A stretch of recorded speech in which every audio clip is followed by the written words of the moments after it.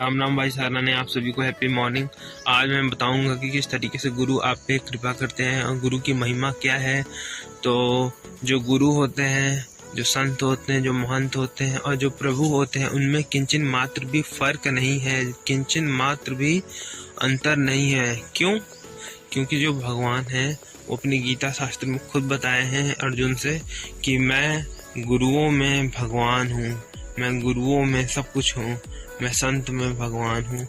तो आप संत गुरु महंत को उस तरीके से भाव करिए जैसे कि आप प्रभु को भाव कर रहे हैं। जैसे आप प्रभु को पूछते हैं, स्वागत करते हैं भव्य तरीके से, उस तरीके से गुरु का भी और आदर करें और संतों का भी, महंतों का भी।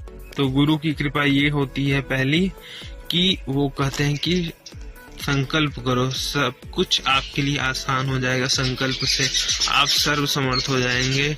और संकल्प को ही बोलते हैं ठान लेना।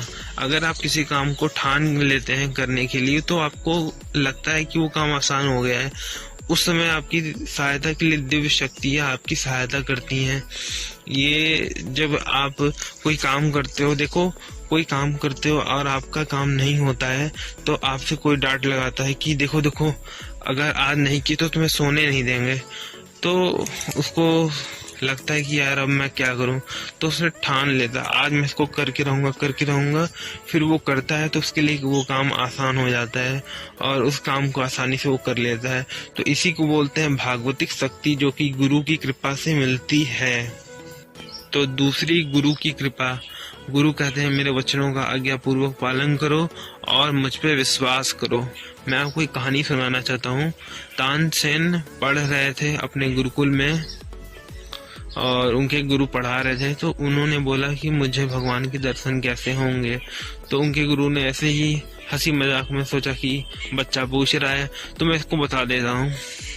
तो उन्होंने ऐसे झूठ में बोल दिया कि देखो वहाँ जो पीपल का पेड़ है ना खेत में तुम्हारे, वहाँ पे उसके पीछे मुड़ के देखोगे तो वहाँ पे भगवान खड़े रहेंगे रात के अंधेरी में।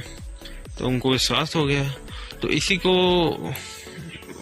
उन्होंने सुना और वहाँ पे जाके जब देखा तो वहाँ पे सचमुच में भगवान खड़े थे। तो उन्होंने वरदान मांगा कि मैं गाना गाऊंगा तो मुझसे गाने से आग निकले, मैं जब गाना ऐसे कर दूं दूसरा गाना तो पानी बरसे। तो ये विश्वास शक्ति है।